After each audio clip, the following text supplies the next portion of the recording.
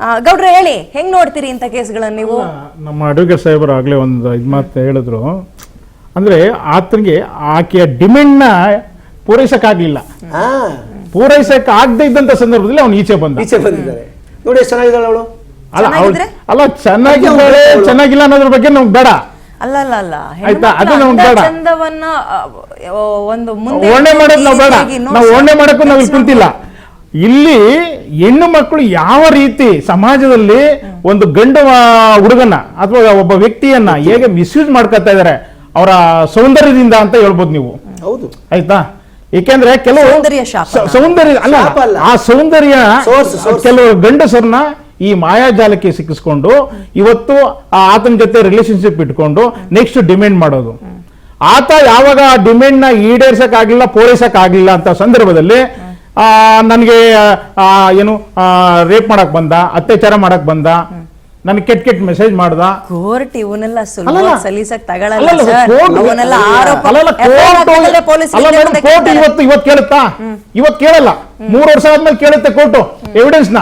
ಇವತ್ತು ಪೊಲೀಸ್ ಏನ್ ಮಾಡ್ತಾನೆ, ಒಂದ್ ಹೆಣ್ಣು ಮಗಳು ಕಂಪ್ಲೇಂಟ್ ಕೊಟ್ರೆ ಸಾಕು, ಹೋಗಿ ತಗೊಂಡ್ರ. ಅದೇ ಇವಾಗ ಒಂದು ಗಂಡು ಮಗ ಒಂದು ಹೆಣ್ಣು ಮಗಳ ಮೇಲೆ ಕಂಪ್ಲೇಂಟ್ ಕೊಟ್ಟಿದ್ದಾನೆ, ಇನ್ನು ಮರ್ಯಾದೆಯಿಂದ ನೋಟಿಸ್ ಕೊಟ್ಟವ್ರ ಪಾಪ, ಬಾರಮ್ಮ ನಿಂದೇನ್ ಹೇಳಿಕೆ ಇದೆ ಕೊಡು ಅಂತ. ಅದೆಲ್ಲ ಕಾನೂನು ಪ್ರಕ್ರಿಯೆ. ಅದೇ ಸರ್, ಅದೇ ರೀತಿಯಲ್ಲಿ ನಡೀತಾ ಇಲ್ಲ. ರಾಜಕಾರಣಿಗಳ ಮಕ್ಕಳು ಅಂತ ಬಂದಾಗ ಹೆಣ್ಮಕ್ಳು ಗರ್ಭಿಣಿಯರಾಗಿ ಕಣ್ಣೀರ್ ಹಾಕ್ತಾರದ್ ನೋಡ್ತಾ ಇದೀವಿ. ಗಂಡ್ಮಕ್ಳು ಯಾಮಾರಿಸಿರೋದು ಇವಾಗ ಈ ಕೇಸ್ ಬಗ್ಗೆ ನಾವು ಮಾತಾಡ್ತಾ ಇದ್ದೀವಿ. ಹಾಗಾದ್ರೆ ಇನ್ನೂ ಬಹಳಷ್ಟು ಇದಾವೆ. ಎಕ್ಸಾಂಪಲ್ ಕೊಟ್ಟಾಗ ಬಹಳಷ್ಟು ಇದಾವೆ. ಸ್ವಾಮೀಜಿಗಳಿಗೆ ಬ್ಲಾಕ್ ಮೇಲ್ ಮಾಡುವಂತ ಹೆಣ್ಮಕ್ಳು ಇದಾರೆ. ಆಯ್ತಾ, ಎಲ್ಲ ಗೊತ್ತಿದೆ ನಮಗೂ. ನಾವು 15 ವರ್ಷದಿಂದ ಸಂಘಟನೆ ಮಾಡ್ಕೊಳ್ತಾ ಇದ್ದಾಗ ಹೆಣ್ಣು ಮಕ್ಕಳು ನಮ್ಗೆ ನಮ್ಗೆ ಯಾಕೆ ಅಂದ್ರೆ ಹೆಣ್ಣು ಮಕ್ಕಳಿಂದ ಅನ್ಯಾಯ ಆಗ್ತಾ ಇದೆ ಅಂತ. ಪುರುಷರ ಹೆಣ್ಣು ಮಕ್ಕಳಿಂದ ಅನ್ಯಾಯ ಆಗ್ತಾ ಇದೆ. ಪುರುಷರ ಸಂರಕ್ಷಣಾ ವೇದಿಕೆ ಅಂತ ಒಂದು ಕಾನ್ಸೆಪ್ಟ್ ನಿಮ್ ತಲೆಗೆ ಶುರುವಾಗಿದ್ಯಾಕೆ? ನಿಮ್ಗೆ ಯಾವ್ದು? ನೋಡಿ, ನನಗೆ ಆಗಿಲ್ಲ. ನನ್ನ ಫ್ಯಾಮಿಲಿ ಐ ಆಮ್ ಹ್ಯಾಪಿ. ನನ್ನ ಹೆಂಡತಿ ದೇವರು ಒಂದೇ, ಅವಳು ಒಂದೇ. ಆಯ್ತಾ, ಅದರಿಂದ ಯಾಕೆಂದ್ರೆ ನೊಂದಂತ ಪುರುಷರ ಪರವಾಗಿ ನಾನು ಧ್ವನಿ ಆಗಿದ್ದೀನಿ ವಿನಃ ನೊಂದಂತ ಗಂಡು ಮಕ್ಕಳು ಕೊಡುವಂತ ಅವ್ರು ಬಂದು ನನ್ನ ಹತ್ರ ಹೇಳ್ಕೊಳ್ಳುವಂತ ಒಬ್ಬ ಹುಡುಗ ಸೂಸೈಡ್ ಮಾಡ್ಕೊಂಡ, ಅವನು ಪೆಟ್ರೋಲ್ ಸುರ್ಕೊಂಡು ಇದರಲ್ಲಿ ವಿಕ್ಟೋರಿಯಾ ಹಾಸ್ಪಿಟಲ್ ಅಡ್ಮಿಟ್ ಆಗಿದ್ದ. ಇನ್ನೇನು ಕಡೆಗಳಿಗೆ ಅಂತ ಟೈಮಲ್ಲಿ ನಾನು ಹೋದಾಗ ಅವನ ನೋವನ್ನ ಹೇಳ್ಕೊಂಡ. ಇದು ನಿನ್ನೆ ಮನೆ ಅಲ್ಲ, 15 ವರ್ಷದಿಂದ ಹಳೆ ಕಥೆ ಇದು. ಈ ವಿಷಯಗಳನ್ನ ಬಹಳ ಗಂಭೀರವಾಗಿ ನಾಜೂಕಿನಿಂದ ಹ್ಯಾಂಡಲ್ ಮಾಡಬೇಕಾಗಿದೆ. ಎಕ್ಸಾಂಪಲ್ ಹೇಳ್ತೀನಿ, ಇತ್ತೀಚೆಗೆ ಬೇಕಾದಷ್ಟು ಎಕ್ಸಾಂಪಲ್ ಕೊಡ್ಬೋದು. ಅತುಲ್ ಕೇಸ್ ನಿಮ್ಗೆ ಗೊತ್ತು.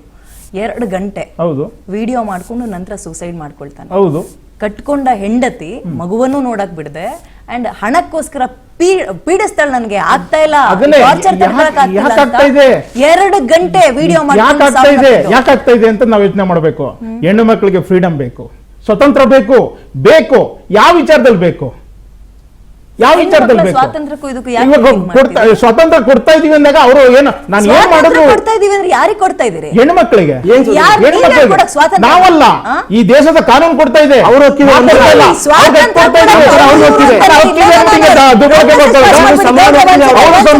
ನೀವು ದುರ್ಬಳಕೆ ಮಾಡ್ಕೊತಾ ಇದ್ದೀರಾ. ನೋಡಿ, ದುರ್ಬಳಕೆ ಮಾಡ್ಕೊಂತಾರೆ ಅಂತ ಹೇಳ್ಬಿಟ್ಟು ನೀವು ಅದಕ್ಕೆ ಮೋಸ. ಇವರೇ ಹೇಳಿದ್ರು ಒಂದು ಮಗುನ ನೋಡಕ್ ಬಿಡ್ಲಿ ಅನ್ಬಿಟ್ಟು ಸೂಸೈಡ್ ಮಾಡ್ಕೊಂಡ ಅಂತ. ಅದ್ರ ಆಪೋಸಿಟ್ ಆಗಿ ಇನ್ಸಿಡೆಂಟ್ ಹೇಳ, ಉದಾಹರಣೆ ಕೊಡ್ಲಿ. ಹೆಣ್ಮಕ್ಳಿಗೆ ಆಗ್ತಿರೋ ಅನ್ಯಾಯದ ಉದಾಹರಣೆ ಕೊಟ್ಬಿಡ್ಲಾ? ಹೇಳಿದೆ ಮೇಡಮ್. 80% ಫೇಕ್ ಕೇಸು 498 ಡೋರಿ ಆಕ್ಟ್ ಬರ್ತಾ ಇದೆ. ಏನ್ ಹೇಳ್ತೀರಾ ಇದಕ್ಕೆ ಹೇಳಿ? ಅಲ್ಲ, ಅದನ್ನ ಒಪ್ಕೊಳ್ತೀನಿ ನಾನು.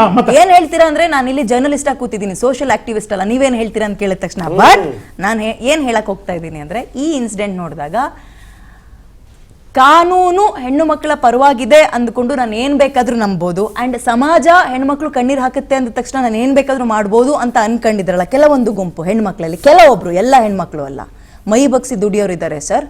ಹೊಟ್ಟೆ ಬಟ್ಟೆ ಕಟ್ಟಿ ಗಂಡನ್ನೂ ಸಾಕಿ ಮಕ್ಕಳನ್ನು ಸಾಕಿರೋರು ಇದ್ದಾರೆ ಸರ್.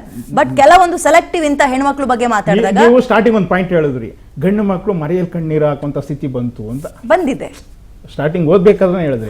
ಇವತ್ತು ಆ ಸ್ಥಿತಿಗೆ ಯಾರು ಕಾರಣ? ಇಬ್ರು ಕಾರಣ.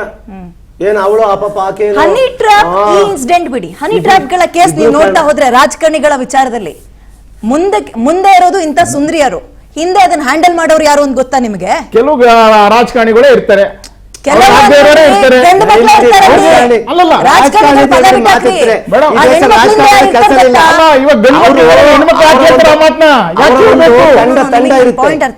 ತಂಡ ಇರುತ್ತೆ. ಆಕೆಯ ಮಾಜಿ ಪ್ರಿಯಕರನೋ ಅಥವಾ ಆಕೆಯ ಗಂಡನೋ ಅಂತ ಹೇಳಿದ್ರೆ ಅವರೆಲ್ಲ ಸೇರಿ ಅಂಡ್ ಇಷ್ಟು ಈಗ ದುಡ್ಡು- ಕೇಳಿ ಬಂದಿರೋದು ಆರೋಪ ಸರ್, ಮಾತ್ರ ನಾವು ಈ ಇದಿಷ್ಟು ಸರ್, conclusion ಸರ್, ಕೊಡೋಲ್ಲ. ಗಂಡನೋ ಲವ್ವರೋ ಎಕ್ಸೈಟೆಡ್ ಯಾರು ತಳ್ಳಲ್ಲ ಸರ್, ನೀನ್ ಹೋಗ್ಲೇಬೇಕು, ನೀನು ಅವ್ಳು ನಾನು ಮಾಡಲ್ಲ ಮಾಡ್ತಾರೆ. ಅವ್ಳು ನಾನು ಮಾಡಲ್ಲ ಅಂತ ಹೇಳ್ಬೇಕು. ಅವ್ಳು ಸ್ವಾಭಿಮಾನಿ ಹೆಣ್ಣು ಮಗಳಾದ್ರೆ ನಂಗೆ ಬೇಡ ಇಂಥ ನನಗೆ ವೃತ್ತಿ ಬೇಡ ಅಂತ ಬೇಕಾದ್ರೆ ಹೇಳಿ. ನಾನು ಮಾಡ್ತೀನಿ ಅಂತ ಗಂಡು ಮಕ್ಳು ಹೇಳೋದು, ಹೆಣ್ಣು ಮಕ್ಳು ಮಾತ್ರ ಇಂಥದ್ದೇ ಮಾಡ್ಬೇಕು, ಇದೆಲ್ಲ ಮಾತಾಡೋದಲ್ಲ. ಒಂದ್ ಹೆಣ್ಣು ಮಕ್ಳು ಕೇಸಲ್ಲಿ- ಸ್ವಾತಂತ್ರ್ಯ ಅಂತ ಬಂದಾಗ ಒಂದ್ ನಾವು ಕೇಸಲ್ಲಿ ಗಂಡ ಕೊಟ್ಟಿದ್ದೀವಿ ಅಂತ ಹೆಂಡತಿ ಇಬ್ರು ಮಾತಾಡೋದು. ಸೇರ್ಕೊಂಡು That's ಯಾರೋ not ಒಬ್ಬ good. ನಾವು ಕೊಟ್ಟಿದ್ದಲ್ಲ ಡಾಕ್ಟರ್ ತಪ್ಪು. ಮಾಡಿದ್ರು. ಅವರು ದುರುಪಯೋಗ ಅಶ್ಯಾಕುಂಟ ಪಡಿಸ್ಕೊಳ್ತಾರೆ. ಗಂಡ ನೀವು ಬೆಚ್ಚ ಕೊಟ್ಟಿದ್ದು ಅಂತ ಪದನೇ ವಾಪಸ್ ಯಾಕೆ ತಗೊಂಡು ಯಾಕೆ ದುರುಪಯೋಗ Okay, ಪಡಿಸ್ಕೊಳ್ತಾರೆ? what's bad? ನೀವು ಕೊಟ್ಟಿದ್ದೀರಾ? ಸ್ವಾತಂತ್ರ್ಯ ಕೊಟ್ಟು ಈ ದೇಶದ ಕಾನೂನು ಕೊಟ್ಟಿದೆ. ಹೌದು. ಹಾ. ಸಂಬಳ ಕೊಟ್ಟಿದೆ ಅವ್ನು ಕಾನೂನು. ಕೊಟ್ಬಿಟ್ಟು ಇವಾಗ ಅನುಭವಿಸ್ತಾ ಇದೀವಲ್ಲ, ಎರಡು ಸಮ ನಾವು ಅನುಭವಿಸ್ತಾ ಇದೀವಲ್ಲ ಸೊಮ್ಮೆ. ಹೌದು, ಏನ್ರಿ ನೀವು ಒಂದ್ ತಪ್ಪು- ಸೆಕೆಂಡ್, ಒಂದ್ ಮೂರ್ತಿ ಅವರೇ, ಇಲ್ಲ ನೀವು ತುಂಬಾ ರಾಂಗ್ ಮೆಸೇಜ್ ಹೆಂಗೆ? ಮಾಡ್ತಾ ಇದೀರಿ. ಹೆಂಗೆ ಹೇಳಿ? ಕೇಳಿ ಇಲ್ಲಿ, ಸ್ವಾತಂತ್ರ್ಯ ಕೊಟ್ಟಿದೀವಿ ಯಾರೇ ನೀವು ಸ್ವಾತಂತ್ರ್ಯ ಇವಾಗ ಕೊಟ್ಟಿದ್ದೀರಿ? ಇವಾಗ ಆಯ್ತು, ಇವಾಗ ಒಂದ್ ನಿಮಿಷ ಹಾಗಾದ್ರೆ ಇವಾಗ ಕೇಸ್ ಕೊಟ್ಟಿದ್ವಲ್ಲ, ಆಕೆನೆ ಯಾಕೆ ಅರೆಸ್ಟ್ ಮಾಡ್ಲಿಲ್ಲ? ಕೇಳಿಸ್ಕೊಳ್ಳಿ. ಆಕೆನೆ ಯಾಕೆ ಅರೆಸ್ಟ್ ಮಾಡಿಲ್ಲ? ಬರೀ ನೋಟಿಸ್ ಕುಂತ್ಕೊಂಡಿದ್ರಲ್ಲ ಯಾಕೆ? ನಿಮ್ಮ ಇವ್ರು ಪ್ರಶ್ನೆಗೆ ಸಂಘಟನೆ ನಾನು ಗಲಾಟೆ ಉತ್ತರ ಮಾಡಿ ಹೋಗಿ. ಕೊಡ್ತೀನಿ. ಸ್ವಾತಂತ್ರ್ಯ ಅಂದ್ರೆ ನಿಮ್ಮ ಪ್ರಕಾರ ಏನು? ಹೆಣ್ಣು ಮಕ್ಳಿಗೆ ಕೊಡೋ ನೀವು ಸ್ವಾತಂತ್ರ್ಯ ಯಾರು? ಕೊಟ್ಟಿರೋದು ಮನೇಲಿರೋ ಗಂಡು ಮಕ್ಳು ಕೊಟ್ಟಿರೋದ? ಇಲ್ಲ, ಮತ್ತೆ? ನಾನು ಅವಾಗಲೇ ಹೇಳ್ತೇನೆ, ಈ ದೇಶದ ಕಾನೂನು ಕೊಟ್ಟಿದೆ, ಈ ದೇಶದ ಈ ಕಾನೂನು ದೇಶದ ಸಂವಿಧಾನ ಕೊಟ್ಟಿದೆ ಅವ್ರಿಗೆ. ನಿಮ್ಗೂ ಅನ್ವಯಿಸ್ತದು. ಯಾರಿಗೆ ಕೊಟ್ಟಿದೆ? ಎಲ್ಲರಿಗೂ ಸಮಾನವಾಗಿ ಕೊಟ್ಟಿದೆ. ಅದನ್ನು ಆ ಪಾಯಿಂಟ್ ಅಲ್ಲ, ಅವರೇ ಹೇಳ್ತಾರಲ್ಲ ನಮ್ಗೆ ಸ್ವತಂತ್ರ ಬೇಕು, ಕೊಟ್ಟಿಲ್ಲ ಅಂತ ಹೇಳ್ತಂದ್ರೆ ಹೇಳ್ತಾರಲ್ಲ. ಯಾವ ಹೆಣ್ಮಕ್ಳು ರೀ ಹೇಳಿದಾರೆ ನಿಮ್ಗೆ ಯಾಕೆ ಸ್ವಾತಂತ್ರ್ಯ ಬಹಳಷ್ಟು ಕೊಟ್ಟಿದೆ? ಸಂಘಟನೆಗಳು ಸ್ಟ್ರೈಕ್ ಯಾರು ಮಾಡ್ತಾ ಇದ್ದಾರೆ, ಹೇಳಿದ್ದಾರೆ? ಇನ್ನು ಯಾರು ನಮ್ಗೆ ಸ್ವಾತಂತ್ರ್ಯ ಹೇಳಿದ್ದಾರೆ? ಸಿಕ್ಕಿಲ್ಲ ಅಂತ, ಸುಮ್ನೆ ಇನ್ನೇ ಮೀಸಲಾತಿ ಗೋಡೆ ಕೊಟ್ಟಿಲ್ಲ ಅಂತ. ಸುಮ್ನೆ ಕೂರೋದಲ್ಲ. ಇವಾಗ ಒಂದು ಎಲೆಕ್ಷನ್ ನಿಂತ್ಕೊತಾರೆ, ಅವ್ರ ಗಂಟನ ಕಳಿಸ್ತಾರೆ ಆಡಳಿತ ಮಾಡಕ್ಕೆ, ಅವ್ರ ಮನೇಲಿ ಕುಂತಿರ್ತಾರೆ ಗೆದ್ಬಿಟ್ಟು. ಏನ್ ತಪ್ಪಿ ಇವ್ರೆ ಕಳ್ಸಿದ್ರೆ? ಅಲ್ಲ, ಪಂಚಾಯತಿಗಳಲ್ಲೇ ನೋಡಿದ್ದೀನಿ ನಾನು. ಮೆಸೇಜ್ ಅಲ್ಲ, ಸಾರಿ. ಇರೋದು offensive. ಇವಾಗ ಒಂದ್ ನಿಮಿಷ, Being positive. ನಾನು ಒಬ್ಬ ಜನಪ್ರತಿನಿಧಿ ಇದ್ದೀನಿ, ನನಗೆ ಗೊತ್ತಿದೆ, ಏನ್ ಗೊತ್ತಿದೆ? ನನಗೆ ಗೊತ್ತಿದೆ. ಇವಾಗ ಆಯ್ಕೆ ಆಗ್ಬಿಟ್ಟು ಅಲ್ಲಿ ಅವ್ರ ಮನೇಲಿ ಮಹಿಳಾ ಕೂತಿರ್ತಾರೆ. ಮೀಸಲಾತಿ ಕ್ಷೇತ್ರ ಅಂತ ಹೆಂಡ್ತಿನ್ ನೀವು ಕಳ್ಸಿರ್ತೀರಿ. ನಿನ್ ಮನೇಲಿ ಕುತ್ಕೊ ಹೋಗ್ ನಾನ್ ಅಲ್ಲ, ನೋಡ್ತೀನಿ. ಕಳಿಸಿ ನೀವು ಆಡಳಿತ ಮಾಡಿ, ಹಾ? ಆಡಳಿತ ಮಾಡಿ. ಮನೇಲಿ ಕೂರ್ಸೋದ್ ನೀವು ಈಗ ಯಾರು? ಹೇಳಲ್ಲ. ಯಾರು? ಯಾವ್ದನ್ನ ಎಲ್ಲಿಗೋ ಲಿಂಕ್ ಮಾಡ್ಬೇಡಿ. ನೋಡಿ ನಾನು link ಈ ಮಾಡ್ತಾರೆ. ವಿಚಾರದಲ್ಲಿ ಹೆಣ್ಣು ಹೆಣ್ಣು ಮಕ್ಕಳು ಒಂದು product ಅಲ್ಲ. ನೋಡಿ, ಸಮಾಜ ನಾನು ಇವಾಗ ಆಯ್ತಪ್ಪ ನಿಮ್ದೇ ಸಮಾಜ ಸರಿ ಅಲ್ವಾ, ನೋಡಿ. ಆಗ ಆಕೆನ ಯಾಕೆ ಅರೆಸ್ಟ್ ಮಾಡ್ಲಿಲ್ಲ ಅಂತ ಕೇಳ್ತಾ ಇದ್ದೀನಿ. ಅರೆಸ್ಟ್ ಮಾಡಿಸಿ, ಅಲ್ಲ ರೀ, ಬರೀ ನೋಟಿಸ್ ಕೊಟ್ಟು ಆರ್ತಿ ತಟ್ಟೆ ಬೇಯಿಸ್ತಾ ಇದಾರ. ಇನ್ನು ಎಷ್ಟು ದಿನ ಆಯ್ತು ನೋಟಿಸ್ 2 ದಿನ ಆಯ್ತು. ಪ್ರೊಸೀಜರ್ ಗೊತ್ತಾ? ಎಷ್ಟು ಹೌದಲ್ವಾ? ಅದೇ ಒಬ್ಬ ಗಂಡು ನಾನು ಮುಟ್ಬಿಟ್ಟು ಅಂದ್ಬಿಟ್ರೆ ಬಿಟ್ಬಿಡ್ತಾರ? ಪ್ರೊಸೀಜರ್ ಪಾಲಿಸ್ತಾರ? ಹಂಗಾರೆ ಒಂದ್ second. ನೋಟಿಸ್ ಕೊಟ್ಟು ಕರೀತಾರ ಅವನ್ನ? ಆಯ್ತು, ನೀವು ಯಾಕೆ ನೀವು ಕಾನೂನಿಗೆ ಒಂದು ತಪ್ಪು ಮನವಿ ಮಾಡಬಾರ್ದು? ನೀವು ತುಂಬ- ಪುರುಷರ ಕೇಳಿ, ನಾವು ಮಹಿಳಾ ಆಯೋಗ ಇರೋದು ನೋಡಿ. ನಮ್ಗೊಂದು ಆಯೋಗ ಕೊಡಿ ಅಂತ ಕೇಳ್ರಿ ನೀವು. ಅಯ್ಯೋ, ನಾವು ಪ್ರತಿ ವರ್ಷ ನವೆಂಬರ್ 19 ರಾಷ್ಟ್ರೀಯ ಪುರುಷರ ದಿನ ದಿವಸ ಮನವಿ ಮಾಡಿ ಸಾಕಾಗ್ಬಿಟ್ಟಿದೆ. ಯಾಕೆ ಅಂದ್ರೆ ಅಲ್ಲಿರೋರು ಕೂಡ ಗಂಡಸ್ರೆ, ಅವರೇ ಮಾಡ್ತಾ ಇಲ್ಲ, ನಿಮ್ಮ ವೀಕ್ನೆಸ್ ಅವರೇ ಅವ್ರದ್ದು ಎಡವಟ್ಟಿದೆ, ಹೆಣ್ಮಕ್ಳದ್ದು ಕೆಲವೊಬ್ರದ್ದು ಇಲ್ಲ ಅಂತಿಲ್ಲ. ನಿಮ್ಮ ವೀಕ್ನೆಸ್, ನೀವಲ್ಲೇನೋ ನಿಮ್ ವೀಕ್ನೆಸ್ ನ ಮುಚ್ಚಾಕಳಕ್ಕೆ ಹೆಣ್ಮಕ್ಳಿಗೆ ಸ್ವಾತಂತ್ರ್ಯ ಕೊಟ್ಟಿದ್ದಾರೆ, ಅವ್ರು ಹಂಗಾಡ್ತಾರೆ. ಅದ್ ರಾಂಗ್ ಮೆಸೇಜ್ ಇಲ್ಲ, ಅವ್ರು ಹಂಗಾಡ್ತಾರೆ ಅಂತಲ್ಲ, ನಮ್ಗೆ ಹತ್ತು ಬೇಕು ಅಂದ್ಬಿಟ್ಟು ಈ ತರ ಮಾಡ್ತಾವ್ರಲ್ಲ, ಸರಿನಾ? ಓಕೆ, ಹೇಳಿ. ಈಗ ನಿಮ್ಮ ಪ್ರಕಾರ ನಿಮ್ಮ ಹತ್ರ ಮಾತಾಡ್ತೀನಿ. ಮೂರ್ತಿ ಸರ್, ನಿಮ್ಮ ಹತ್ರ ಕೇಳ್ತೀನಿ ನಾನು. ಹೇಳಿ ಮೇಡಮ್. ಹೆಣ್ಣು ಮಕ್ಕಳ ಪರವಾಗಿ ಕಾನೂನುಗಳಿದ್ದಾವೆ, ಅದು ಒಳ್ಳೆಯದಕ್ಕೆ. ಬಟ್ ಇತ್ತೀಚಿನ ದಿನಗಳಲ್ಲಿ ತುಂಬಾ ಮಿಸ್ಯೂಸ್ ಆಗ್ತಾ ಇದೆ.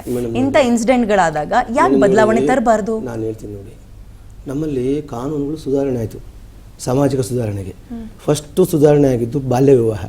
ನಮ್ಮಲ್ಲೆಲ್ಲ ಏನೋ ಕಿರ್ಚಾಡ್ತಾರೆ, ಅವರು ಕಾನೂನು ಅವ್ರಿಗೆ ಮೊದಲು ಮೂಡಬೇಕು.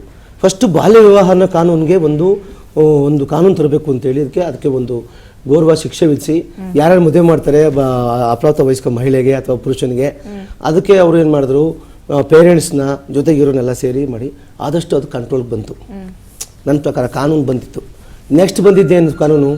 ಇದು ಡೌರಿ ಪ್ರೊಹಿಬಿಷನು, ಡೌರಿ ತಗೋಬಾರ್ದು, ಕೊಡಬಾರ್ದು ಅಂತ ಕಾನೂನು ಬಂತು. ಅದಾದ ಮೇಲೆ ಅದು ಸುಧಾರಣೆಗೆ ಬಂದಿದೆ. ಸುಧಾರಣೆಗೆ ಬಂದಿಲ್ಲ ಅಂತ ಹೇಳಕ್ ಆಗೋದಿಲ್ಲ. ಆಮೇಲೆ ಇನ್ನೊಂದು ಈ ಡೌರಿ ಹರಾಸ್ಮೆಂಟ್ ಆಯಿತು. ಮತ್ತು ಆಮೇಲೆ ಕ್ರೂಯಲ್ಟಿ ಬಗ್ಗೆ ಬಂತು. 498A ಅಂತ ಬಂತು. ಅರ್ಥ ಮಾಡಿ, 498A ಸೆಕ್ಷನ್ನು IPC ಒಳಗೆ ಎ ಅಂದರೆ ಯಾವಾಗೋ ಸೇರಿಸಿರೋದು ಅಂತ, ಅದು ಅಂದರೆ ಕಾಲಕ್ಕೆ ಸೇರಿಸೋದು ಸೆಕ್ಷನ್ಗಳನ್ನ, ಅದು ಬಂತು. ಆಮೇಲೆ 304B ಅಂತ ಬಂತು, ಡೌರಿ ಡೆತ್ ಅಂತ ಬಂತು. ಮೊದಲೇ ಇದ್ದಿದ್ರೆ IPC ಬರುವಾಗೆ ಇದ್ದಿದ್ರೆ ಅದಕ್ಕೊಂದು ಪ್ರತ್ಯೇಕ ಸೆಕ್ಷನ್ನೇ ಕೊಟ್ಟಿರೋರು. ಅಂದರೆ ಆವಾಗ ಕಾಲ ಕಾನೂನನ್ನ ಬದಲಾವಣೆ ಮಾಡ್ಕೊಂಡು ಬರ್ತಾರೆ. ಆಮೇಲೆ ಇನ್ನೊಂದು ಇತ್ತೀಚೆಗೆ 2005ನೇ ಇಸ್ವಿನಲ್ಲಿ ಒಂದು ಹೆಣ್ಮಕ್ಳಿಗೆ ಫಸ್ಟ್ ಮೇಂಟೆನೆನ್ಸ್ ಅನ್ನೋದು ಇರಲಿಲ್ಲ. 125 CRPC ಒಳಗಿತ್ತು, ಅದು ಇದೆ ಈಗ. ಆ 125 CRPC ಬಿಟ್ಟು ಈಗ ಹೆಣ್ಣು ಮಕ್ಕಳಿಗೆ ಪ್ರತ್ಯೇಕವಾಗಿ ಮನೆ ಕೇಳ್ಬೋದು. ಮೇಡಮ್, ಇವತ್ತು ಅಂತ ಕಾನೂನು ಬಂದು ಸುಮಾರು 20 ವರ್ಷ ಆಯಿತು. ಅದರಿಂದ ಹೆಣ್ಣು ಮಕ್ಕಳಿಗೆ ಎಷ್ಟು ಎಂಥ ಗಂಡ ಏನೇ ಅವನಿಗೆ ಎಷ್ಟೇ ಕ್ರೂರಿ ಆಗಿದ್ರು ಕೋರ್ಟ್ ಆದೇಶ ತಲೆಬಾಗಿ ತಿಂಗಳು ಮೇಂಟೆನೆನ್ಸ್ ಕಟ್ತಾವನೆ, ಮಕ್ಳಿಗೆ ಮೇಂಟೆನೆನ್ಸ್ ಕಟ್ತಾವನೆ. ಅದೇ ರೀತಿಯಾಗಿ ಅವಳು ದುಡಿಯೋ ಶಕ್ತಿ ಇದೆ, ಅವಳು ಕೋರ್ಟ್ಗೆ ಅಫಿಡವಿಟ್ ಸಲ್ತಾಳೆ, ನಾನು ದುಡಿತಿದ್ದೀನಿ, ನಾನು ಸಮಾಜದ ಸಮನಾಗಿದ್ದೀನಿ, ನನಗೆ ಅವನು ಮೇಂಟೆನೆನ್ಸ್ ಬೇಡ ಅಂತೇಳಿ ಅವಳು ಆಗ್ತಿದ್ದಾಳೆ. ನೋಡಿ ಮೇಡಮ್, ಮೊನ್ನೆ ಇನ್ನೊಂದು 354 ಅಂತ ಏನು ಸೆಕ್ಷನ್ ಬಂತು, ಆ 354 ABCD ಅಂತೆಲ್ಲ ಬಂದಿದ್ದು. ಯಾಕೆಂದರೆ ಮೇಡಮ್, ನಮ್ಮ ಹೆಣ್ಮಕ್ಳು ನೀವು ದುರುಪಯೋಗ ಪಡಿಸ್ಕೊಂತೀರ ಅಂದ್ಬಿಟ್ಟು ರಕ್ಷಣೆ ಕೊಡಬಾರ್ದ ಕಾನೂನು? ಯಾರಿಲ್ಲ ಅಂತ ಹೇಳಿ ಇವರೆಲ್ಲ ಅದೇ ಹೇಳ್ತಿರೋದು ಈಗ. ಇವ್ರು ಅದೇ ಹೇಳ್ತಾ ಇದ್ರು. ಅಡ್ವೊಕೇಟ್ ಅವ್ರು ಕೇಳೋ point ಗೊತ್ತಾ? ವರದಕ್ಷಿಣೆ ಕೇಸ್ ಬಂತು ಅಂತ ಅಲ್ಲ, ಇವ್ರು ನಿಮಿಷ. ಇವ್ರು ಹೇಳ್ತೀನಿ. ಆಗ್ತಾ ಇಲ್ವಾ? ಅಲ್ಲ, ನೀವ್ ಹೇಳ್ತೀನಿ ಕೇಳಿ, ಇವ್ರು ಏನ್ ಗೊತ್ತಾ, ಆಗ್ತಾ ಇಲ್ವಾ? Discussion ಅಂತ ಇವರೆಲ್ಲ ಬರೀ ಇವಾಗ ವರದಕ್ಷಿಣೆ ಕೊಡೋದು ಎಷ್ಟು ತಪ್ಪು, ತಗೊಳ್ಳೋದು ಅಷ್ಟೇ ತಪ್ಪಲ್ವಾ? ಕೇಳ್ರಿ ಇಲ್ಲಿ.